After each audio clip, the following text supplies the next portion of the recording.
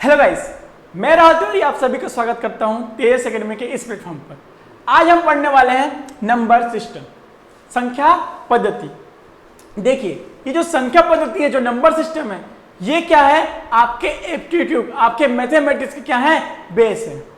क्योंकि इसी में हम क्या सीखते हैं? इसी में जो है हम आपके नंबर्स के बारे में सीखते हैं। क्या सीखते हैं? हम आपके नंबर्स के बारे में सीखते हैं कि नंबर कैसे होते हैं, कितने प्रकार के होते हैं, उनकी क्या क्या प्रॉपर्टी होती है, उनका एडिशन, सब्ट्रैक्शन, डिवीजन का मेथड क्या होता है।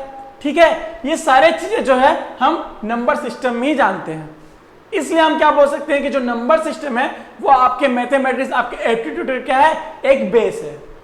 ठीक है, तो आज जो है मैं आपके पूरे नंबर्स के बारे में अच्छे से पूरे बेसिक से बताऊंगा। उसके बाद इसमें से क्या ऐसा क्वेश्चन आता है, क्या क्या क्वेश्चन आता है, हम जो है बारी बारी से डिस्कस करेंगे। तो सबसे पहले हम क्या करते हैं कि नंबर सिस्टम होता क्या है वो हम बहुत ही अच्छे से, बहुत ही बेसिक से जान लेते हैं। देखिए, आपके जो नंबर सिस्टम क्या है, नंबर्स क्या होते हैं? नंबर होता है क्या? नंबर दो चीज से मिलकर बना होता है, एक रियल नंबर, एक इमेजिनरी नंबर। नंबर्स के कितने पार्ट होते हैं? दो, एक होता है रियल, एक इमेजिनरी। तो रियल क्या होता है? रियल मतलब वास्तविक, इमेजिनरी मतलब अवास्तविक। मतलब वास्तविक मतलब समझ पा रहे हैं कि वो नंबर जो क्या रियल में एग्जिस्ट करता होगा, मतलब रियल में वो नंबर हैं जिसे हम देखते हैं, जिसके साथ हम मल्टीप्लिकेशन करते हैं, जिसके साथ हम क्या करते हैं? एडिशन कर पाएंगे, वो नंबर क्या होंगे? रियल नंबर होंगे। और अवास्तविक नंबर, इमेजिनरी नंबर क्या होगा? वो नंबर जो क्या है? सिर्फ हमारे कल्पना में है। ठीक है, वो नंबर जो हमारे क्या है? सिर्फ परिकल्पना में है, वो नंबर को हम बोलते हैं वास्तविक नंबर, जिन्हें हम किससे डिनोट करते हैं? आई से डिनोट करते हैं। जिन्हें हम किससे डिनोट करते हैं? आई से डिनोट करते हैं। ठीक है, उसके बाद देखिए, रियल नंबर जो है आपके फिर से दो भागों में बटा हुआ है। रियल नंबर क्या है? फिर से आपके दो भागों में बटा हुआ है। एक होता है आपका रेशनल नंबर और एक होता है आपका इरेशनल नंबर। रेशनल नंबर मतलब परिमेय और इरेशनल नंबर मतलब अपरिमेय। फिर से क्या होता है? आपका जो वास्तविक नंबर है दो भागों में बटा है, किसमें? परिमेय और अपरिमेय में। तो परिमेय होता क्या है? परिमेय जो है फिर से दो भागों में बटा है, उसको बाद में देखते हैं। देखिए, अब अपरिमेय क्या होता है? अपरिमेय मतलब एक ऐसा नंबर जिसे हम फ्रैक्शन यानी भिन्न के फॉर्म में नहीं लिख सकते। समझ आ गया? भिन्न क्या होता है?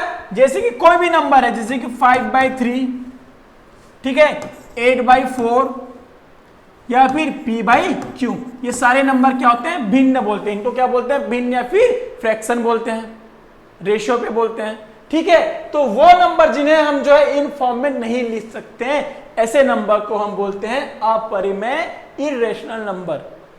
इनके एग्जाम्पल क्या क्या है? इनके एग्जाम्पल है आपके √2।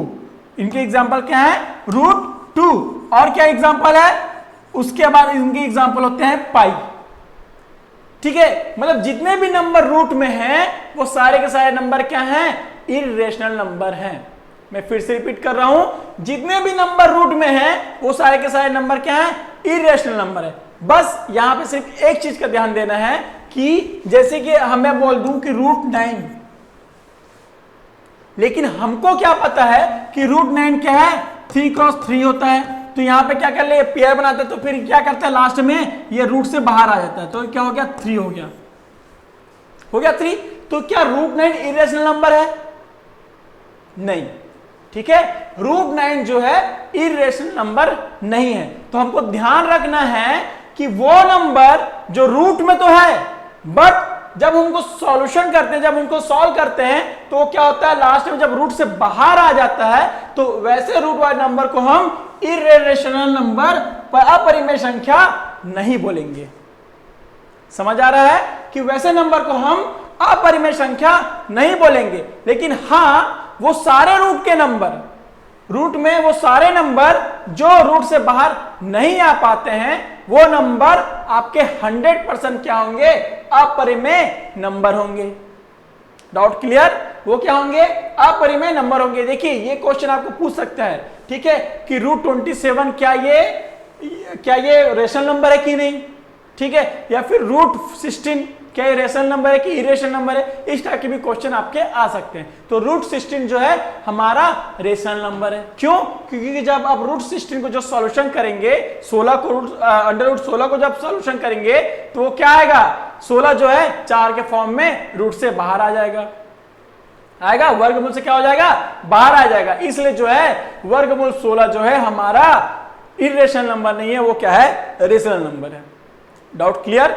अब देखिए रेशनल नंबर क्या होता है, वो नंबर जिन्हें हम क्या फ्रैक्शन या फिर भिन्न के फॉर्म में लिख सके, मतलब ये सारे क्या हैं, रेशनल नंबर है। ठीक है, अब देखिए रेशनल नंबर के एक दूसरा पार्ट होता है integers, natural number, whole number. ये भी नंबर क्या है, रेशनल नंबर है। लेकिन अब आप मेरे को बोलोगे कि सर अभी आपने बोला कि वो नंबर जिनको हम फ्रैक्शन के फॉर्म में लिख सके वो रेशनल नंबर होता है। क्लियर? अब आप बोलेंगे कि सर ये सारे फ्रैक्शन के फॉर्म में तो है नहीं, लेकिन मैं आपको बता दूं कि अगर आप इन्हें divide by 1 divide by 1 divide by 1 divide by 1 लिखे तो ये फ्रैक्शनल के फॉर्म में हो जाएंगे। ठीक है, अगर कोई नंबर सिर्फ अकेले लिखा हुआ है इसका ये मतलब नहीं होता कि वो अकेला है, उसके नीचे हम डिवाइड बाई 1 लिख सकते हैं। इसलिए क्या करते हैं कि ये सारे नंबर को भी हम किस में काउंट करते हैं, फ्रैक्शनल नंबर यानी रेशनल नंबर पे काउंट करते हैं। किसमें काउंट करते हैं, परिमेय नंबर पे काउंट करते हैं। क्लियर? अब देखिए अब होता क्या है, natural number, whole number, integers. Natural number को हम क्या बोलते हैं, प्राकृतिक संख्या, होल नंबर को हम बोलते हैं पूर्ण संख्या, और इंटीजर्स को बोलते हैं पूर्णांक। तो इसको देखने के लिए हम क्या करते हैं, हम अपने नेक्स्ट स्लाइड पे चलते हैं। देखिए अब जो है हमने क्या पढ़ लिया कि नंबर्स क्या होते हैं। नंबर क्या होता है, हम देखते हैं कि नंबर को जो है हमने दो भागों में डिवाइड किया है। कौन सा, एक होता है रियल, एक होता है इमेजिनरी, मतलब एक होता है वास्तविक, एक होता है अवास्तविक। फिर अवास्तविक क्या है, जो हमारी परिकल्पना में है, और वास्तविक वो नंबर है जो हम देखते हैं, सुनते हैं, जिसके साथ हम क्या करते हैं, एडिशन, सब्ट्रैक्शन, मल्टीप्लिकेशन करते हैं। ठीक है, तो वास्तविक भी क्या है, अब दो भागों में बढ़ गया है। किसमें, रेशनल, इरेशनल, मतलब परिमेय और अपरिमेय में। ठीक है, तो वो सारी चीजें जो है हमने देख लिया है। ठीक है, अब परिमेय में क्या आता था, प्राकृतिक नंबर आता था, उसके बाद क्या आता था, पूर्ण संख्या आती थी, उसके बाद पूर्णांक संख्या आती थी। तो ये होता क्या है, ये सारे संख्या होता क्या है, आइए हम इसको जो है डिटेल से डिस्कस करते हैं।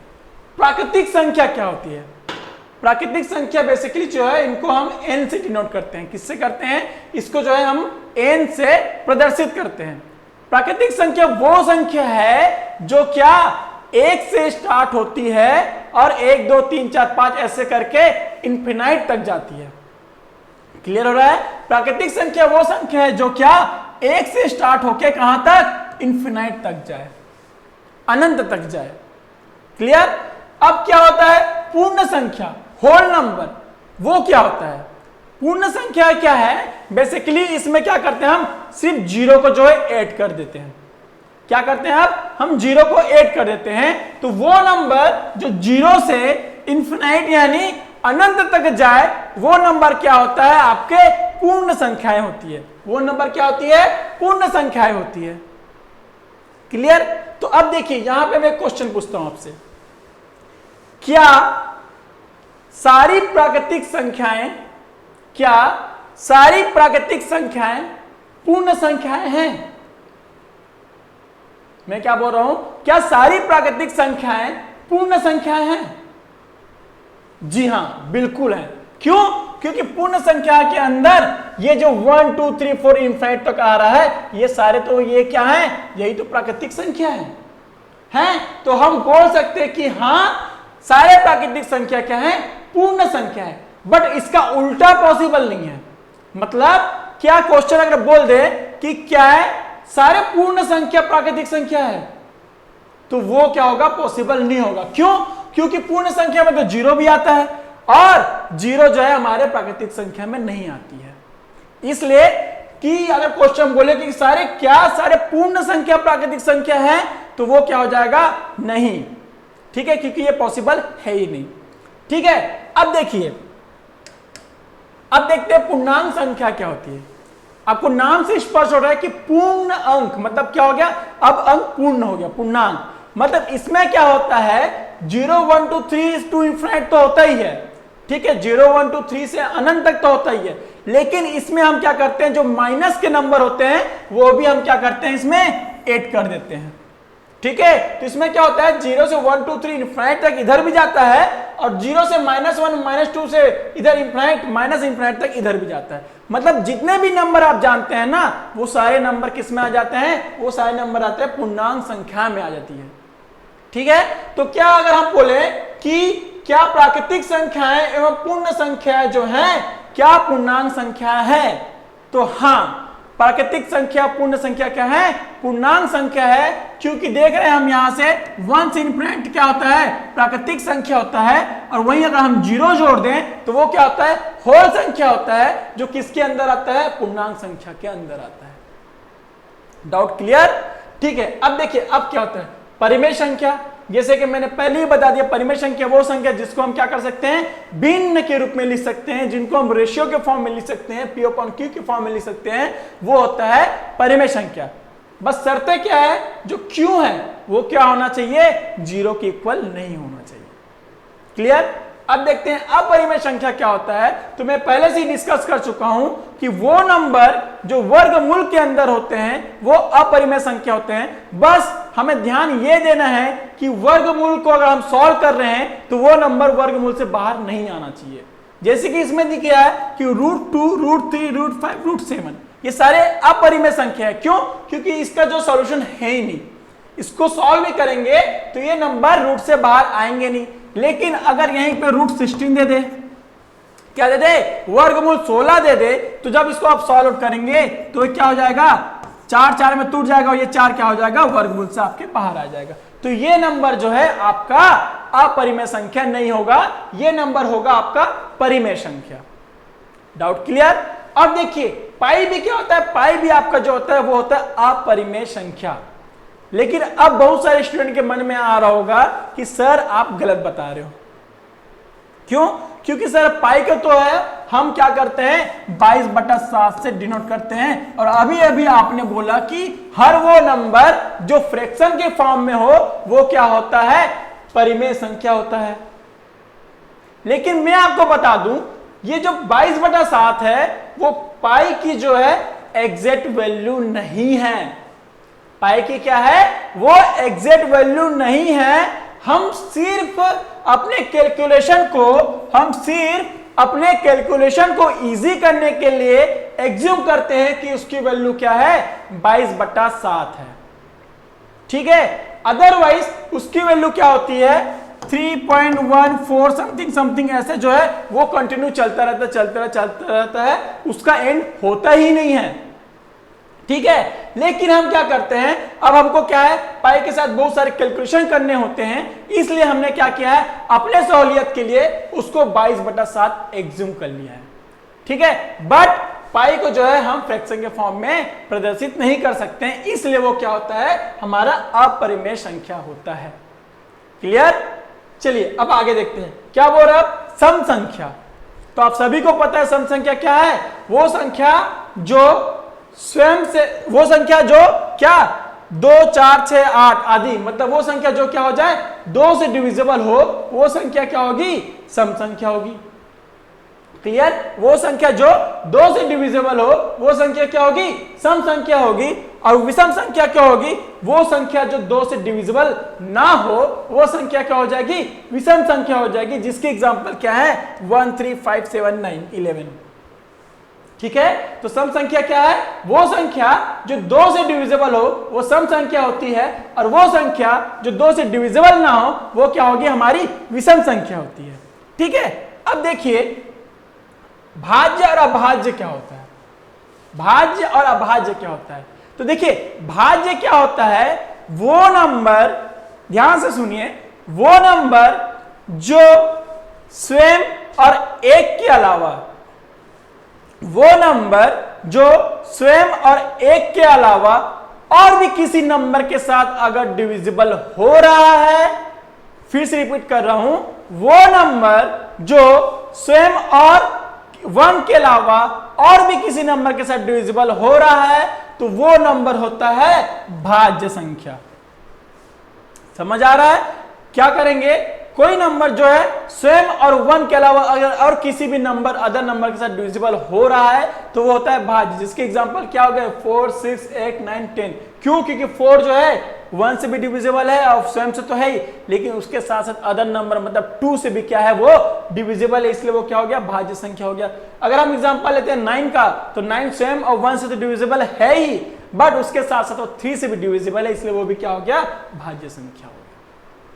क्लियर? अब देखिए अब अभाज्य संख्या क्या होगा, तो उसको भी आपको हिंट मिल गया होगा कि वो नंबर जो स्वयं और सिर्फ 1 से डिविजिबल होता हो, वो नंबर जो क्या स्वयं और 1 से डिविजिबल होता हो, इसके अलावा और भी किसी नंबर से वो डिविजिबल ना होता हो, वो नंबर होता है आपका अभाज्य संख्या। वो नंबर क्या होता है आपका अभाज्य संख्या, जिसकी एग्जांपल आपके हैं 2, 3, 5, 7, 11, 13, ऐसे बहुत सारे नंबर हैं। ठीक है, अब देखिए आप बोलेंगे 2 क्यों? क्योंकि 2 भी क्या है सिर्फ स्वयं और 1 से डिविजिबल होता है, इसलिए वो भी क्या है अभाज्य संख्या है। ठीक है, और 11 भी जो है स्वयं और 1 से ही डिविजिबल होता है, इसलिए 11 भी क्या है अभाज्य संख्या है। तो उम्मीद करता हूं कि अभी जो है आपने संख्या मतलब नंबर के बारे में बहुत कुछ जान लिया होगा। ठीक है, तो अभी हमने क्या किया, बेसिकली नंबर कितने टाइप से होते हैं और नंबर की प्रॉपर्टी क्या क्या है, कौन से नंबर क्या है, ये चीजें हमने क्या है अभी जान ली है। ठीक है, अब देखते हैं हम क्या करेंगे। अब जो है उस नंबर के साथ कैलकुलेशन जब होगा, अब बहुत सारे नंबर होते हैं 3, 4, 5, 6 जो भी है, अब हमको क्या होता है कभी कभी हमको होता है उनको एडिशन की जरूरत पड़ती है हमको, या फिर कभी कभी नंबर को जो है एडिशन, सब्ट्रैक्शन, मल्टीप्लिकेशन एक साथ करने की जरूरत पड़ जाती है। ठीक है, तो इसके लिए जो है हमारे एक रूल बना हुआ है, अगर आप किसी को भी रेंडमली एडिशन कर लेंगे, सब्ट्रैक्शन कर लेंगे, तो आपका जो वो कैलकुलेशन होगा वो गलत होगा। ठीक है, तो अगर कोई भी क्वेश्चन दिया है आपको एक साथ दे दिया कि जैसे कि बोल रहा है कि 3 cross 5 divide by 3 into 5 minus 4, इस टाइप का अगर कोई भी क्वेश्चन दे दिया है तो इसको सॉल्व करने के लिए हमारे पास एक रूल है। ठीक है, अगर आप इसको अपने ही मन से बिना किसी रूल लगाएगा सॉल्व करेंगे तो वो आपका आंसर गलत होगा। जैसे कि कोई भी लोग क्या करेंगे, यहीं से स्टार्ट करने के 5 दिया 15 हो गया। ठीक है, ये डिविजिबल है और ये क्या करते हैं 5 से माइनस कर देंगे इसको, तो ये क्या हो जाएगा, ये 1 हो जाएगा। ऐसे सॉल्व करेंगे, फिर उसके बाद इसको फिर इसको फिर क्या कर देंगे 3 इंटू 1 तो 3, तो इस टाइप का कोई भी सॉल्व कर देगा। लेकिन ये जो है ये हमारा गलत तरीका है। ठीक है, अगर आप ऐसे सॉल्व करेंगे तो आपको जो है एग्जाम में इसके नंबर नहीं मिलेंगे, इसके नेगेटिव मार्क्स मिल जाएंगे। क्योंकि आपको पता है अगर आपने अपने वस्तुनिष्ठ क्वेश्चन में अगर आपने गलत डालता है तो आपको क्या होता है 1/4 का नेगेटिव मार्क्स मिलता है।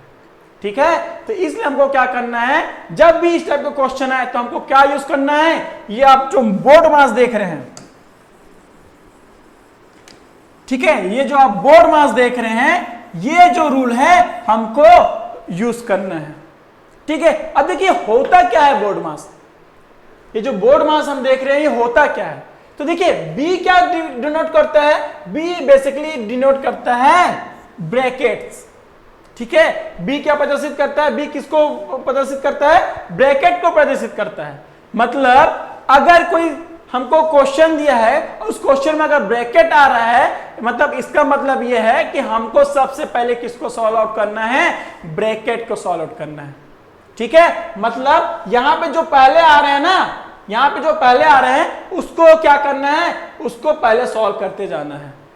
ठीक है, तो बी किसको डिनोट कर रहा है, ब्रैकेट्स को।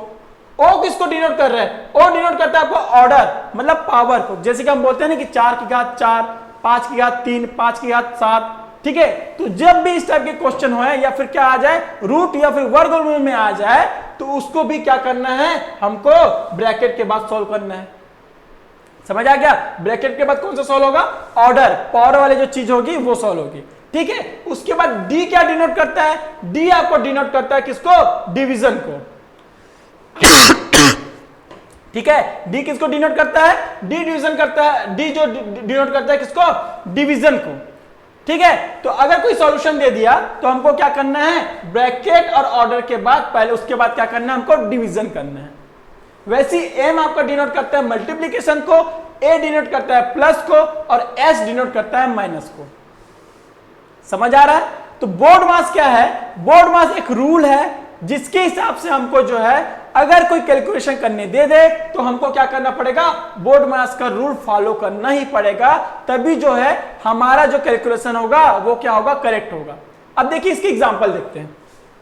जैसे कि ये क्वेश्चन दिया है, क्या बोल रहा है? If 42 divide by 2 plus k plus 3 k into 3 minus 22 is equal to 8। ठीक, क्या बोल रहा है? 42 भागी 2 प्लस k गुनी 3 माइनस 22 इज इक्वल टू क्या है? 8। ठीक है, then k is equal to, ठीक है, क्वेश्चन दिख रहा है। अब देखिए जब भी इस टाइप का क्वेश्चन होगा तो मैंने क्या बोला है? आपको क्या यूज करना है? आपको यूज करना है बोर्ड मास। आपको क्या यूज करना है? बोर्ड मास।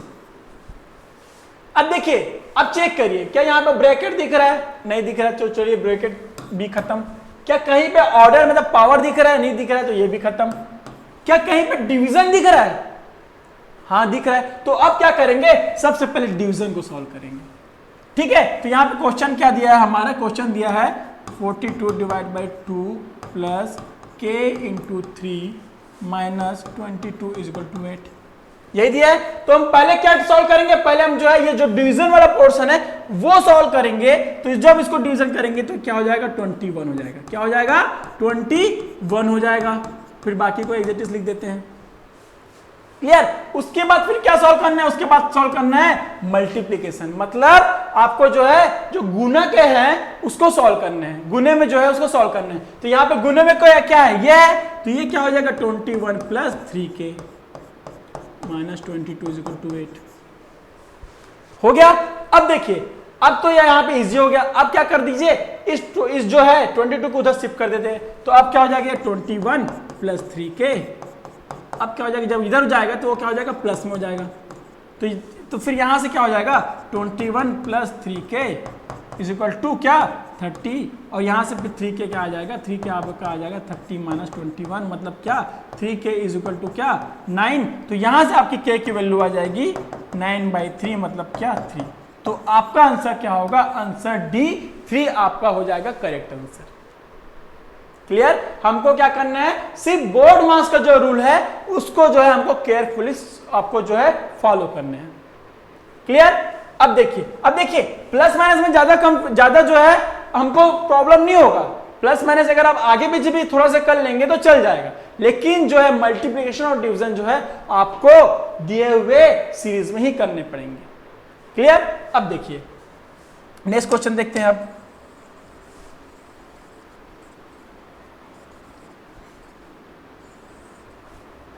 नेक्स्ट क्वेश्चन क्या बोल रहा है आपका कि द एक्सप्रेशन क्या दिया है? 52 minus 4 of 17 minus 12 plus 4 into 7 अबे किसके इक्वल है बोल दिया। ठीक है, अब देखिए फिर से हम क्या लगाएंगे? बोर्ड मास लगाएंगे। हम क्या लगाएंगे? बोर्ड मास लगाएंगे। क्लियर? हम क्या लगाएंगे? बोर्ड मास लगाएंगे। तो अब यहां पे देख रहे हैं, पहले क्या चेक करें, क्या ब्रैकेट हैं? यस ब्रैकेट हैं। तो हम पहले क्या सॉल्व करेंगे? ब्रैकेट सॉल्व करेंगे। तो देखिए क्वेश्चन का अगर आप उतार रहे हैं क्या है? 52 minus 4 of 17 minus 12 plus 4 into 7।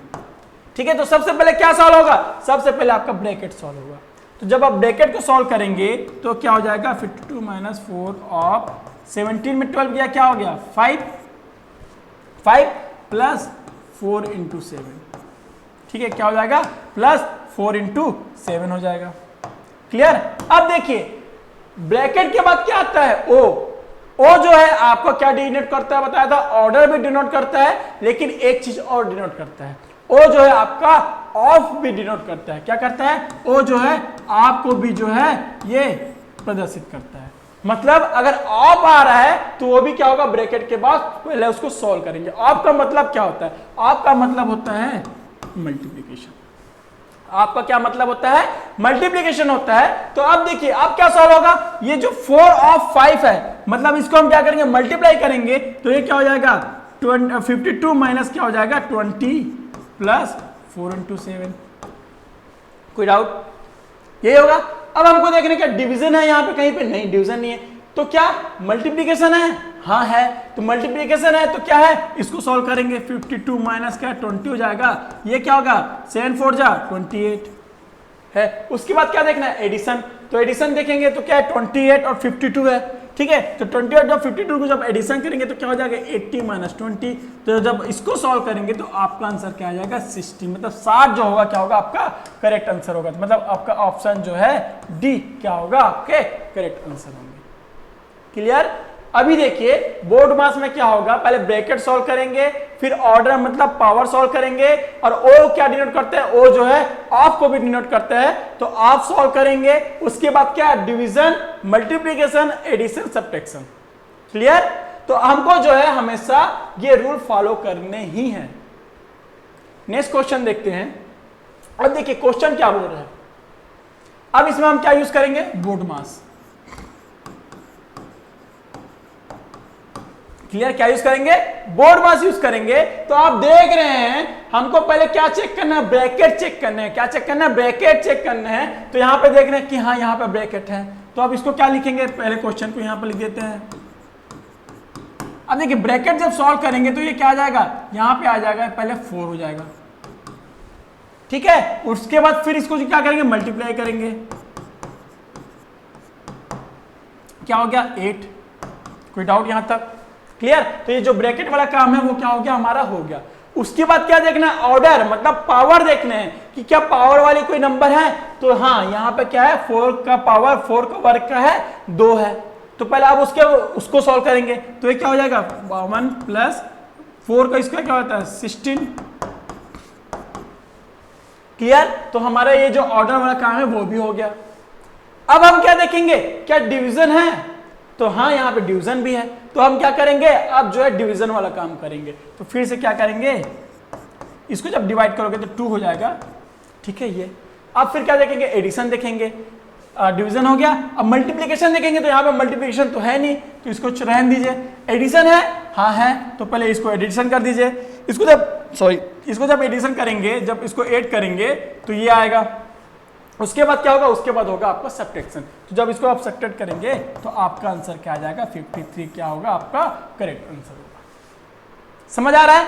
अब देखिए मेरा क्या मकसद था, मेरा मकसद था आपको जो है बोर्ड मास कैसे यूज करना है वो बताना। तो मेरे को लग रहा है कि ये जितने क्वेश्चन है इससे हम सीख गए हैं कि हाँ बोर्ड मास हमको कैसे यूज करना है, ठीक है। अब आप क्या कीजिए, आप ट्राई कीजिएगा कि जितने भी इस टाइप के क्वेश्चन होंगे अब अपने से बनाने का ट्राई कीजिएगा।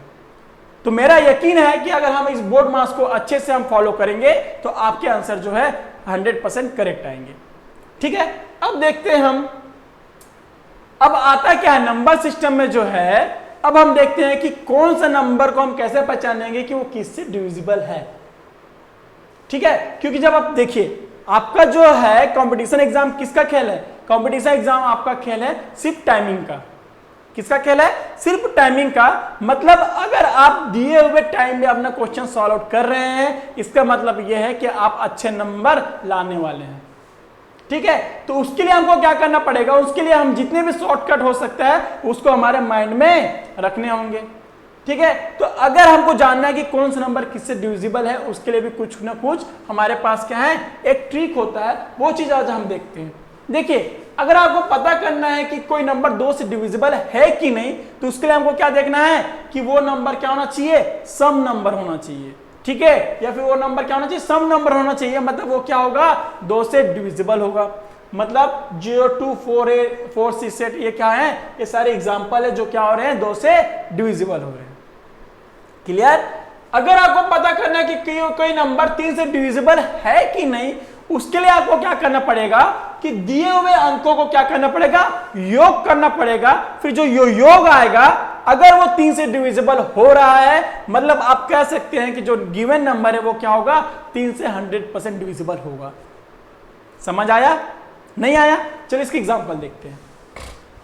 देखिए यहां पे देखिए, अगर आपको चेक करना क्या 43 से डिविजिबल है कि नहीं, तो हम क्या करेंगे, 4 और 0 को ऐड करेंगे तो क्या आ रहा है 4। अब बताइए क्या 4 3 के टेबल्स मतलब पहाड़े में आता है, नहीं आता है। मतलब 4 जो है 3 से डिविजिबल होता ही नहीं है।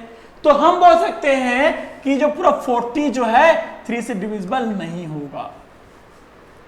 समझ आ रहा है? वैसे अगर 1 2 3 को चेक करेंगे कि ये डिविजिबल है कि नहीं, तो उसके लिए हमको क्या करना पड़ेगा, 1 2 3 को ऐड करेंगे, तो ऐड करेंगे तो क्या आ रहा है, 6 आ रहा है। तो हमको पता है 6 क्या होता है, 3 से डिविजिबल होता है, 3 दूनी 6 आता है, तो क्या होता है 6 जो है 3 से डिविजिबल होता है। तो हमको पता चल गया कि जो भी नंबर हो इधर वो भी क्या होगा, 3 से डिविजिबल होगा। क्लियर हो रहा है धीरे धीरे?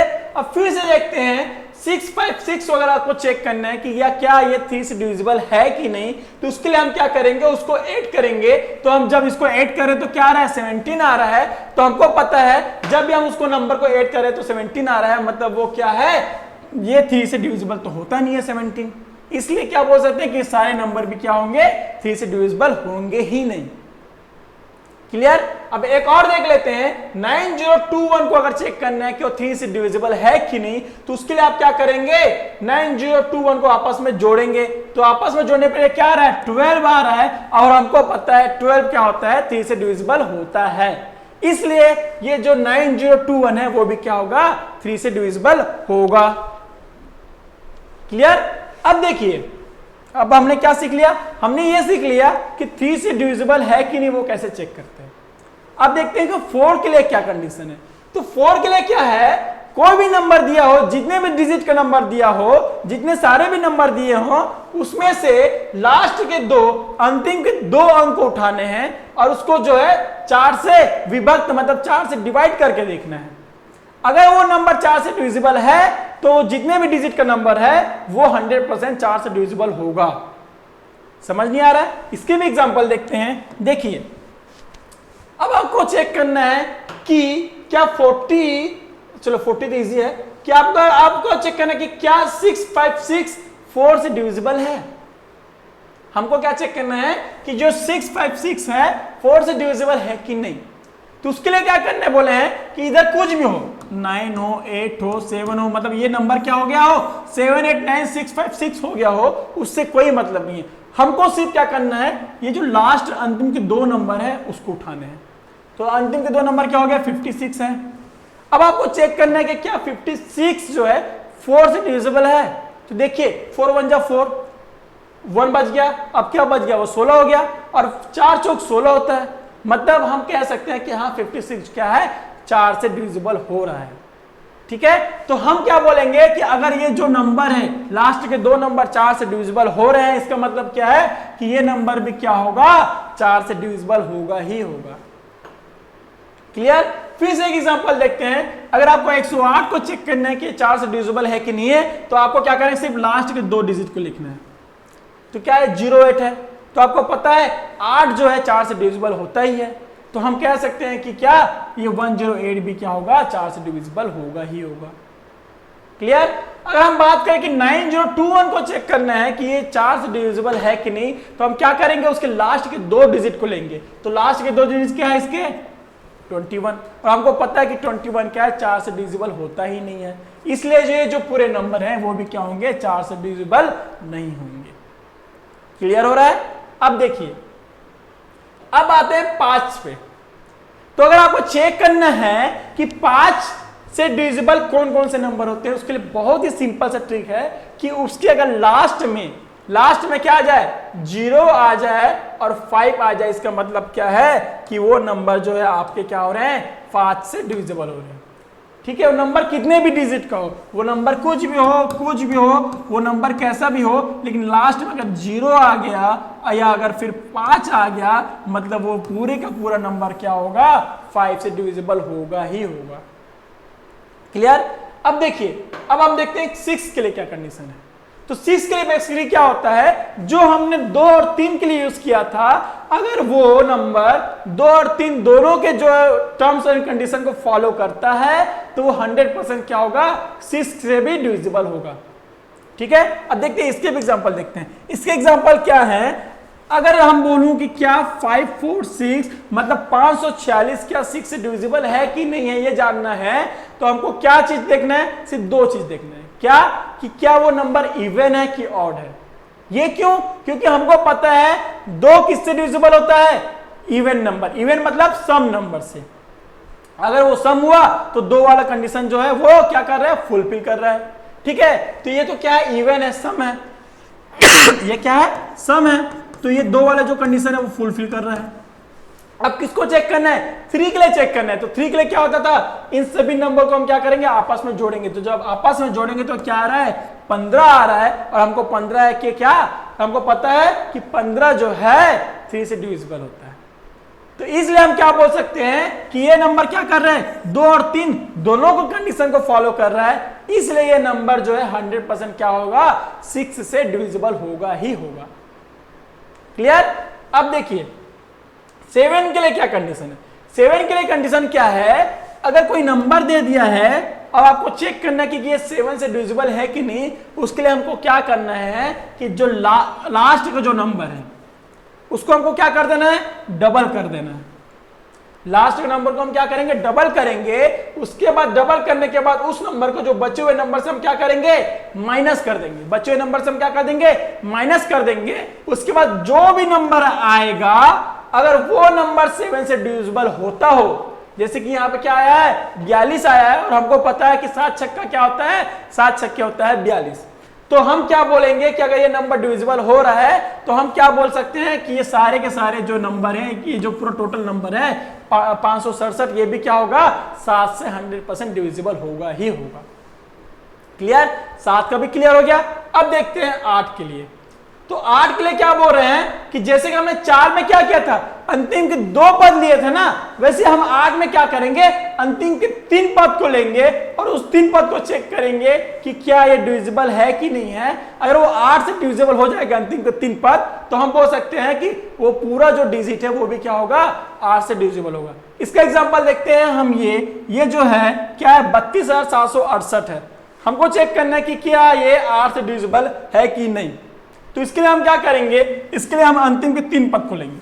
अंतिम का 3 पद क्या है हमारा, 768, यही है। अब हम क्या करेंगे, हम इसको चेक करेंगे कि क्या ये 8 से डिविजिबल है। तो जब इसको आप चेक करेंगे कि क्या ये 8 से डिविजिबल है, तो आप क्या करेंगे, आपको पता है क्या, 8 निया 72 क्या होता है, 8 निया 72। तो यहाँ पे क्या बच गया, 48। आपको पता है क्या, 8 छक्के 48। मतलब आप क्या बोल सकते हैं कि हाँ ये नंबर क्या है, 8 से डिविजिबल है। मतलब हमको क्या पता चल गया कि इसके जो लास्ट के 3 डिजिट क्या हैं, आपके 8 से डिविजिबल है। मतलब हम क्या कह सकते हैं कि ये पूरा जो टर्म्स है, ये जो पूरा जो नंबर है वो भी क्या होंगे, 8 से डिविजिबल होंगे। क्लियर। अब देखिए 9 के लिए क्या कंडीशन है। तो 9 के लिए भी क्या है, बहुत ही सिंपल सा कंडीशन है। 9 के लिए क्या कंडीशन है, यदि अंकों का योग, कोई भी टर्म्स, कितने भी टर्म्स के नंबर दिए हुए हैं, कि कोई भी अंक दिया हो, उनका योग जो है अगर 9 से डिविजिबल हो रहा है, अगर 9 से भाग जा रहा है, तो वो पूरा का पूरा जो संख्या है वो क्या होगा, 9 से डिविजिबल होगा ही होगा। इसके एग्जांपल क्या दिए हैं, जैसे कि यहां पे जो है आपके 1 सेकेंड,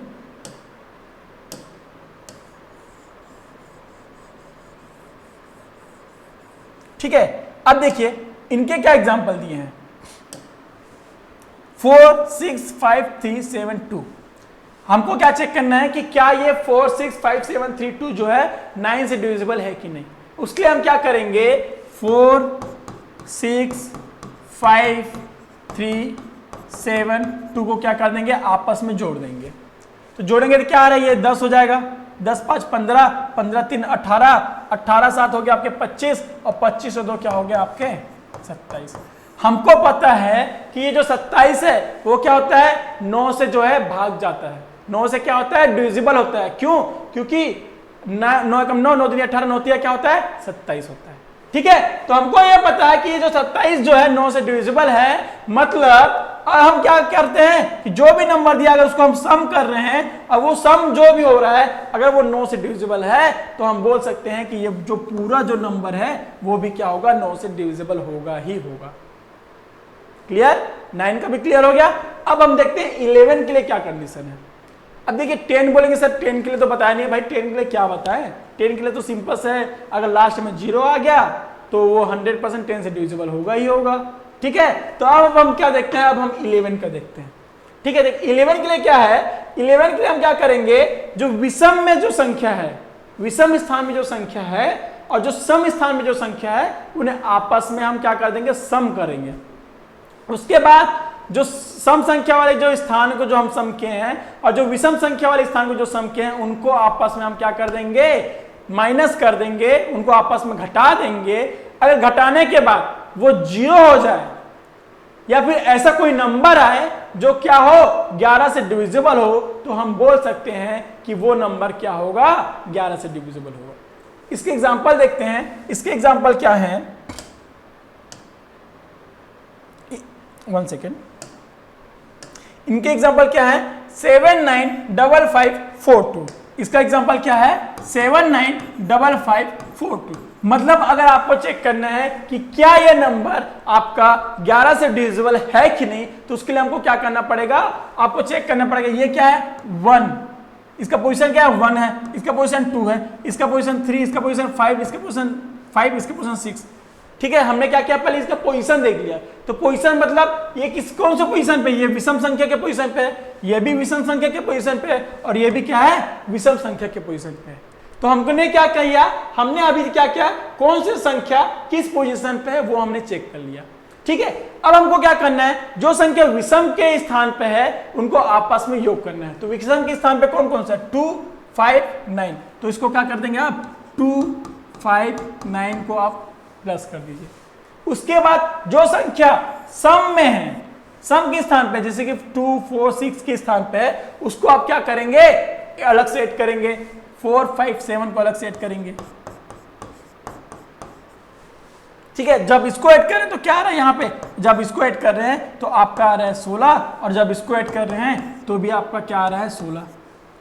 अब मैंने क्या बोला है, जैसे ही आपने उनको अलग अलग ऐड कर लिया तो उसके बाद आपको क्या करना है, उन्हें आपस में क्या करना है, माइनस करना है। तो हम जब 16 और 16 को जब माइनस करेंगे तो क्या आ जा रहा है 0। तो मैंने अभी अभी आपको बोला अगर कोई नंबर 0 आ जाए या फिर 0 के जगह अगर यहाँ पे 11, 33, 55 मतलब ऐसे कोई भी नंबर आए जो 11 से डिविजिबल हो तो वो नंबर क्या होगा, ये सारे के सारे नंबर क्या होंगे, ये भी क्या होंगे, 11 से डिविजिबल होंगे ही होंगे। ठीक है, मैं फिर से रिपीट कर दूं, अगर उनके विषम स्थान वाले संख्या और सम स्थान वाले संख्या को आपस में जोड़ने के बाद उनको अगर हम आपस में माइनस करें तो उसके बाद अगर माइनस करने के बाद वहां पे क्या आ जाए, यहां पे अगर 0 आए या फिर ऐसा कोई नंबर आए जो क्या हो 11 से डिविजिबल हो, तो हम बोल सकते हैं कि ये जो पूरा का पूरा जो नंबर है, ये जो भी ये पूरा का पूरा नंबर था, ये क्या होगा आपका 11 से डिविजिबल होगा ही होगा। क्लियर? तो हमने क्या सीख लिया, हमने 1 से लेकर 11 तक कैसे कोई संख्या डिविजिबल है कि नहीं उसको हमने अभी जान लिया। ठीक है, ये देखिए ये चीजें जो है आपको प्रैक्टिस में आएंगी। अब जितने प्रैक्टिस करेंगे ना ये चीजें आपको क्लियर होती जाएगी, आपको याद करने की जरूरत नहीं पड़ेगी। आप जितने ज्यादा प्रैक्टिस करेंगे ये चीजें आपके लिए इजियर होती जाएंगे और आपको जो है याद करने वाले झंझट के पालना भी नहीं पड़ेगा। ये चीजें जो है सिर्फ प्रैक्टिस पे ही आएगी। ठीक है, अब देखते हैं हम, अब देखिए नंबर सिस्टम में क्या है कि नंबर सिस्टम आपको किस टाइप के क्वेश्चन आते हैं, अब हम उस पर आते हैं। अगर आपने कोई एग्जाम दिया होगा या फिर देने वाले हैं तो आपको पता है कि नंबर सिस्टम में जो है इकाई अंक निकालने के लिए आता है। इकाई अंक जिसको हम क्या बोलते हैं, यूनिट डिजिट। ठीक है, आपने बहुत सारे क्वेश्चन देखे होंगे जिसमें क्या पूछ देगा कि इकाई अंक बताइए। आता है कि नहीं आता है? तो ये देखिए हम जो है ये जो आपका इकाई अंक निकालने वाला जो सिस्टम है हम जो है आपको बहुत ही आसानी तरीके से बताएंगे, जिससे जो है आप विद इन टाइम मतलब जितने भी टाइम आपको दिया होगा उस क्वेश्चन को सॉल्व करने के लिए उस टाइम में आप जो है इकाई अंक आसानी से निकाल लेंगे। ठीक है, उसके लिए कुछ फंडे होते हैं, कुछ रूल होते हैं, हमको वो जानना होता है। उसके बाद हम क्या कर सकते हैं, उनके जितने भी क्वेश्चन होंगे हम आसानी से सॉल्व आउट कर सकते हैं। तो ये जो चैप्टर ये जो हम कैलकुलेशन होगा वो हम क्या करेंगे हमारे नेक्स्ट लेक्चर में देखेंगे, क्योंकि आज के लिए जो है हम बहुत कुछ चीज ऑलरेडी सीख चुके हैं। ठीक है, तो हम जो है आज के लेक्चर हम यही एंड करते हैं। आज हमने क्या क्या सीखा है हम फिर से रिपीट कर दूं। हमने जाना है कि नंबर्स क्या होते हैं, कितने प्रकार के होते हैं, उनकी कितनी प्रॉपर्टीज होती है। फिर हमने क्या देखा है कि उनमें जो है हम कैलकुलेशन कैसे करेंगे, कैलकुलेशन के लिए क्या यूज करेंगे, हम बोर्ड मास यूज करेंगे, हमने वो सीखा। उसके बाद हमने क्या सीखा कि कौन सा नंबर किससे डिविजिबल होता है वो जानना सीखा। ठीक है। अब जो हम नेक्स्ट क्लास में क्या जानेंगे, नेक्स्ट क्लास में जानेंगे कि इकाई के जो नंबर है, इकाई अंक वाले जो क्वेश्चन आता है उसको कैसे सॉल्व आउट करना है। ठीक है, तो आज के लिए हम इतना ही रखते हैं। Thank you.